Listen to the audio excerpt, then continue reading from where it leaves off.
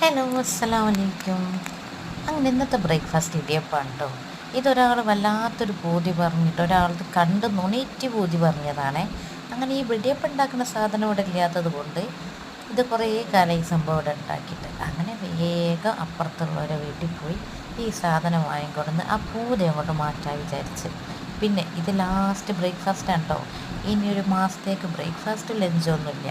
നമ്മളെ റമളാൻ്റെ നോമ്പ് തുറ മാത്രം. അങ്ങനെ വേഗം ഇടിയപ്പം സെറ്റാക്കി, പിന്നെ തേങ്ങാപ്പാലും സെറ്റാക്കി. പിന്നെ എൻ്റെ മോനാണ് കേട്ടോ ഈ ഒരു പൂതി പറഞ്ഞത്. ഭയങ്കര ഇഷ്ടമാണ് ഇടിയപ്പം തേങ്ങാപ്പാൽ, വെള്ളപ്പം തേങ്ങാപ്പാലും പഞ്ചസാരയും. ഈ തേങ്ങാപ്പാൽ ഒഴിക്കുന്ന എല്ലാ ബ്രേക്ക്ഫാസ്റ്റും എൻ്റെ മോനിക്ക് ഭയങ്കര ഇഷ്ടമാണ്. ഒരു മധുരപ്രിയനാണെന്ന് പറയാം.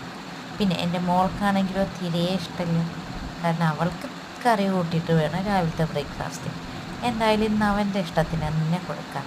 താത്ത കഴിക്കണത് കണ്ടിട്ട് ഇന്നലെ താത്ത കഴിക്കണത് കണ്ട് നോണിറ്റിയിട്ട് ഇന്നത്തേക്ക് സെറ്റായതാണ്.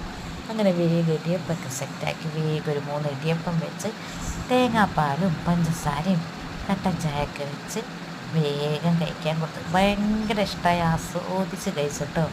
പിന്നെ ഈ കട്ടൻ ചായ തേങ്ങാപ്പാലും പഞ്ചസാരയും കൂട്ടി കഴിക്കുന്നത് എന്തിനും കൂട്ടിയിട്ടും കാര്യമില്ല എന്ന് എൻ്റെ ഒരു അഭിപ്രായം. കാരണം മധുരമോ ഒരു രുചിയൊന്നും കട്ടൻ ചായൻ്റെ അറിയില്ല. പിന്നെ സൈഡിൽ അവിടെ നിന്നോട്ടെ. അപ്പോൾ എല്ലാവർക്കും ഹാപ്പി ബ്രേക്ക്ഫാസ്റ്റ്. അപ്പോൾ എല്ലാവരും കഴിച്ചില്ല. അപ്പോൾ എല്ലാവരും ഒന്ന് സപ്പോർട്ട് ചെയ്ത് സബ്സ്ക്രൈബ് ചെയ്യണേ. ടാറ്റാ.